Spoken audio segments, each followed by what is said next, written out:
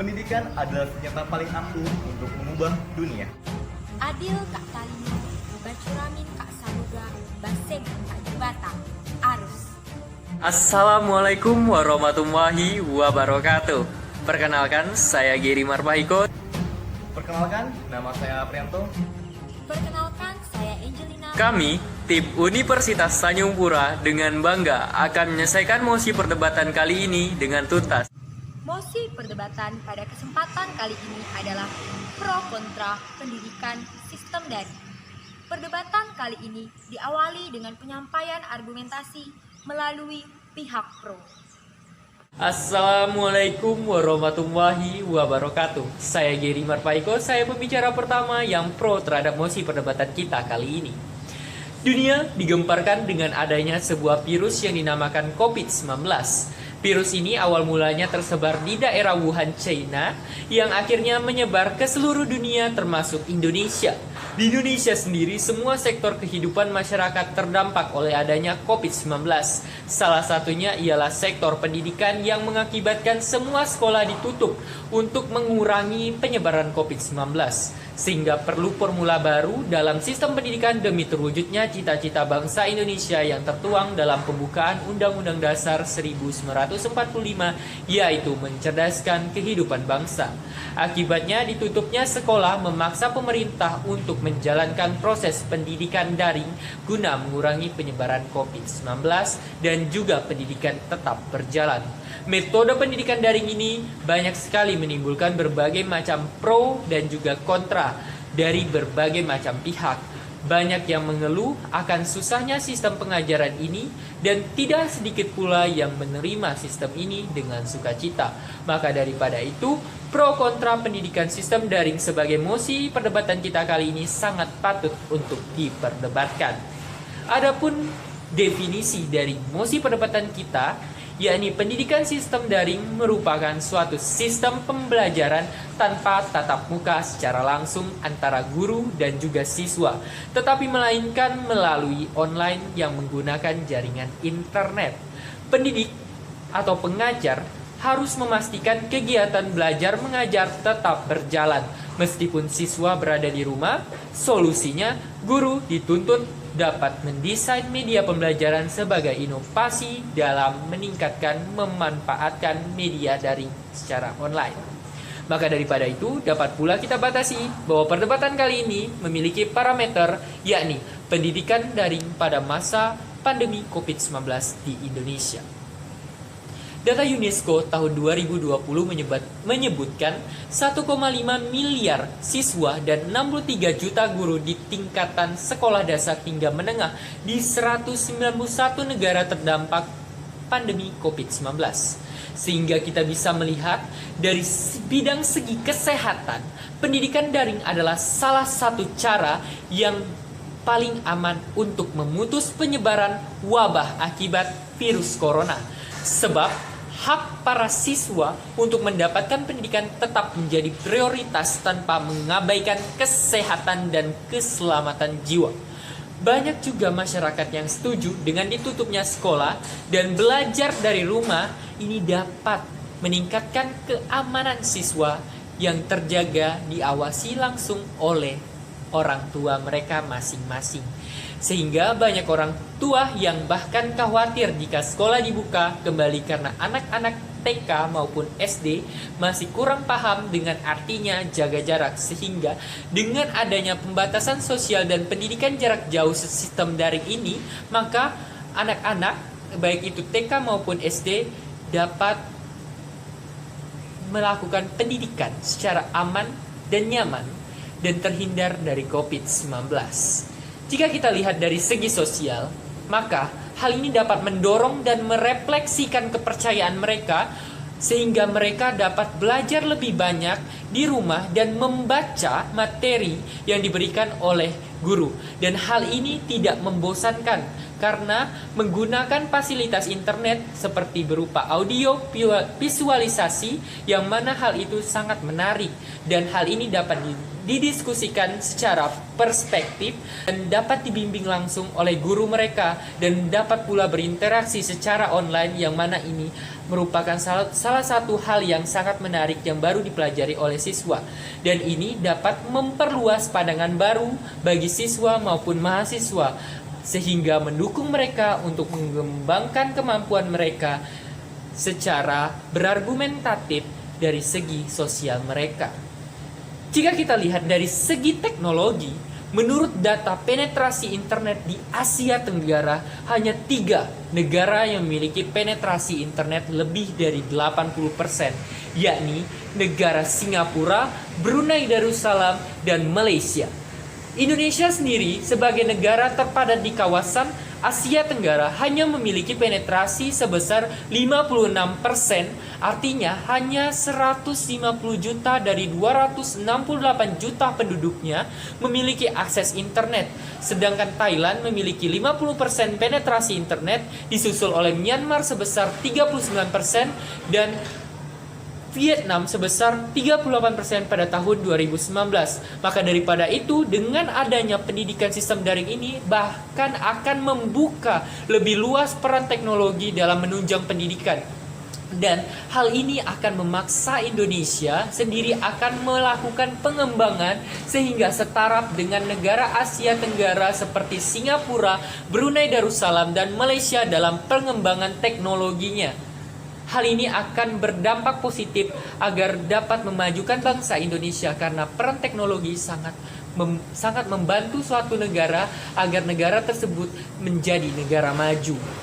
Selanjutnya, dari segi ekonomi, dengan adanya pendidikan sistem daring ini, maka adanya pemotongan baik itu SPP maupun UKT sebesar 50%, dan hal ini dapat digantikan untuk membeli keperluan penunjang pembelajaran daring. Dalam hal ini, kita dapat membeli buku dan juga pembelajaran dari segi kuota internet. Dan bahkan sekarang kuota internet sudah difasilitasi oleh sekolah bahkan juga universitas, sehingga memudahkan dari segi ekonomi bagi para siswa dan juga mahasiswa. Di samping itu, segi dari biaya transport dan juga biaya uang saku dapat dikurangi karena mereka tidak akan melakukan pendidikan secara langsung atau tatap muka. Jadi mereka hanya ada di rumah sehingga segi biaya transport dan juga uang saku dapat dihilangkan. Dan sehingga dalam hal ini pendidikan daring dapat kita mekanismekan sebagai berikut, bahwa pemerintah akan menyediakan koneksi internet yang lancar serta stabil sehingga mendorong perkembangan dari negara Indonesia menuju suatu negara maju, sehingga subsidi kota dan juga perangkat digital dapat dilakukan peningkatan kapasitas digitalnya di Indonesia itu sendiri secara mandiri oleh pemerintah. Dan di samping itu, Indonesia akan memajukan dari segi televisi atau penayangan yang dapat dibentuk dari keterkaitannya di bidang pembelajaran sehingga dapat menunjang pendidikan dasar maupun pendidikan menengah serta pendidikan kuliah di universitas dari segi pembelajaran yang dapat langsung ditonton melalui televisi yang ada di Indonesia. Dan kebijakan selanjutnya adalah adanya e-learning yang dapat dimanfaatkan oleh siswa sekolah dasar. Hal ini akan menunjang keberlanjutan Indonesia agar Indonesia menjadi negara maju, negara yang dapat memanfaatkan teknologi sehingga Indonesia dapat bersaing dengan negara-negara tetangga. Perkenalkan, nama saya Prianto. Saya merupakan pembicara kedua yang akan menyampaikan argumentasi mengenai perdebatan kita kali ini, yakni mosi pro kontra pendidikan sistem daring dari sudut pandang kontra. Dewan juri yang terhormat, maraknya virus corona di Indonesia dan peraturan pembatasan sosial di lingkungan sekolah mengharuskan pemerintah untuk memberlakukan peraturan bagi seluruh instansi pendidikan di Indonesia untuk melakukan pembelajaran secara daring atau pembelajaran jarak jauh. Pembelajaran secara daring merupakan suatu pembelajaran yang dilakukan di rumah dengan memanfaatkan berbagai media pendukung. Contohnya saja seperti Google Classroom, Google Meet, Zoom, dan masih banyak lagi. Dewan juri yang terhormat, dengan status quo pendidikan daring di Indonesia selama pandemi COVID-19, saya akan menyampaikan 3 poin argumentasi. Yang pertama, masalah ekonomi yang berkaitan dengan kemampuan keluarga untuk mendukung sistem pembelajaran daring. Menurut data perekonomian Indonesia saat ini, Indonesia mengalami krisis ekonomi, di mana hal ini berdampak kepada seluruh masyarakat Indonesia, terkhususnya untuk kalangan bawah, di mana seperti yang kita tahu bahwa sistem pendidikan daring ini mengharuskan setiap siswa-siswi memiliki sarana dan prasarana yang mendukung, seperti contohnya gadget dan juga kuota internet. Mengapa?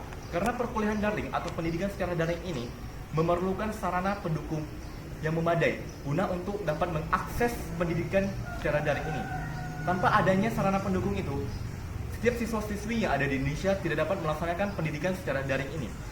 Bahkan, banyak sekali siswa-siswi yang berhenti untuk melanjutkan pendidikannya dikarenakan keterbatasan kemampuan ini. Selanjutnya, poin kedua, masalah sumber daya manusia dan sistem pendidikan itu sendiri, seperti kemampuan guru dan juga pola pembelajaran yang diterapkan dalam sistem daring ini, di mana kebanyakan guru hanya menerapkan pemberian tugas dan kemudian dikerjakan oleh siswa-siswi secara individu dengan memanfaatkan Google untuk menjawabnya, dan bahkan dikerjakan secara langsung oleh orang tua murid tersebut. Nah, hal seperti inilah yang menyebabkan murid menjadi malas, bosan, dan bahkan tidak tertarik untuk belajar, sehingga materi yang ingin disampaikan oleh guru tidak dapat mereka serap dengan baik dan juga tidak dapat dipahami. Nah, hal seperti inilah yang menyebabkan output yang kita inginkan atau yang kita harapkan dari pemberlakuan pembelajaran secara daring ini tidak dapat dimaksimalkan dengan baik. Poin ketiga, masalah sosial budaya. Pembentukan karakter siswa-siswi kita tidak terlepas dari lingkungan pendidikan.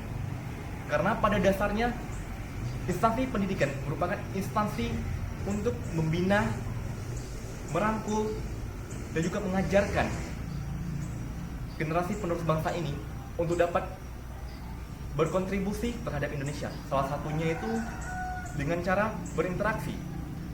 Di tingkatan SD, seharusnya siswa-siswi sudah diajarkan untuk berinteraksi, bekerja secara bersama, sama halnya dengan nilai gotong royong. Akan tetapi, dikarenakannya pembatasan atau pemberlakuan pendidikan secara daring ini menyebabkan banyak sekali siswa-siswi yang merasa tidak mampu untuk berkontribusi atau berinteraksi dengan teman-teman yang lainnya karena keterbatasan sarana dan prasarana dan juga pembatasan sosial ini, sehingga hal ini dapat menyebabkan atau menjadi faktor utama dari runtuhnya nilai gotong royong yang ada di Indonesia ini.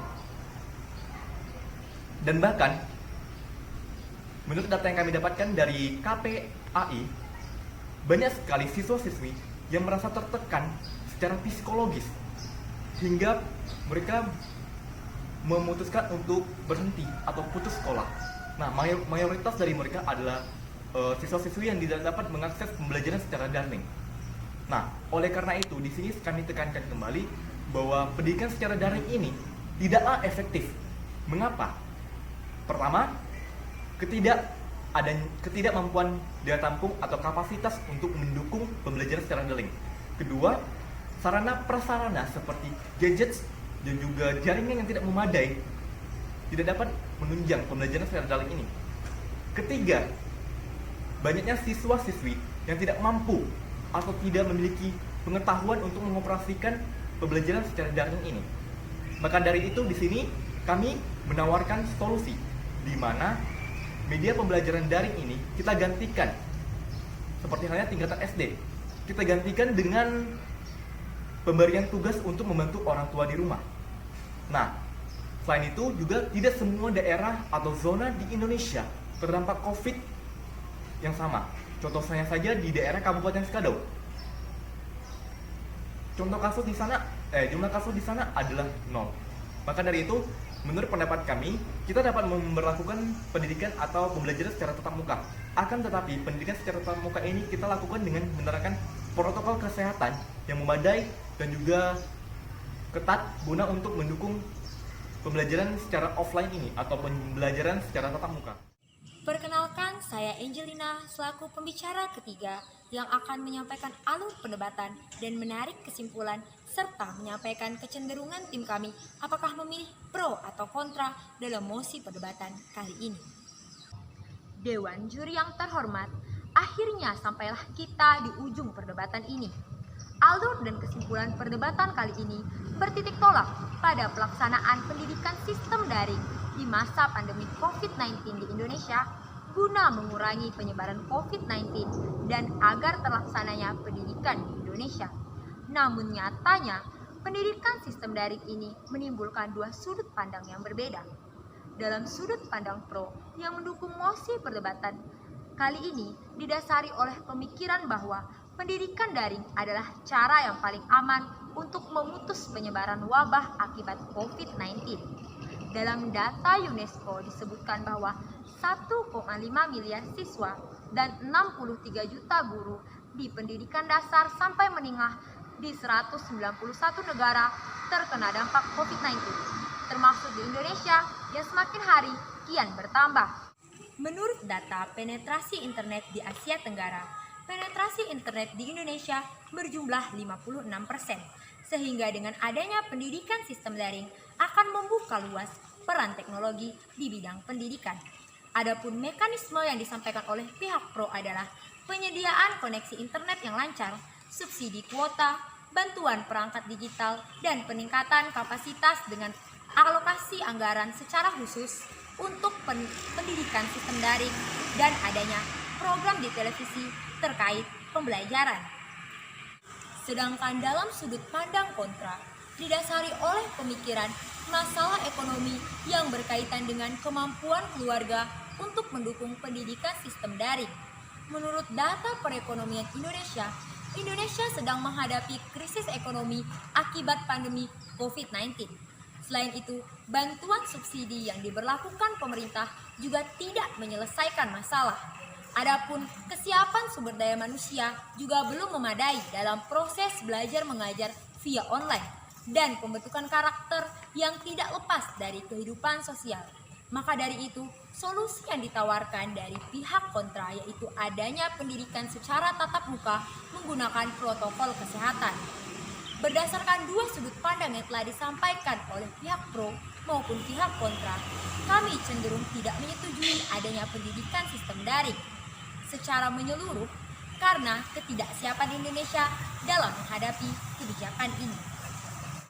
Dewan juri yang terhormat, demikianlah perdebatan kita pada kesempatan kali ini. Sekian, terima kasih. Salam dari Universitas Tanjung Pura, Kalimantan Barat.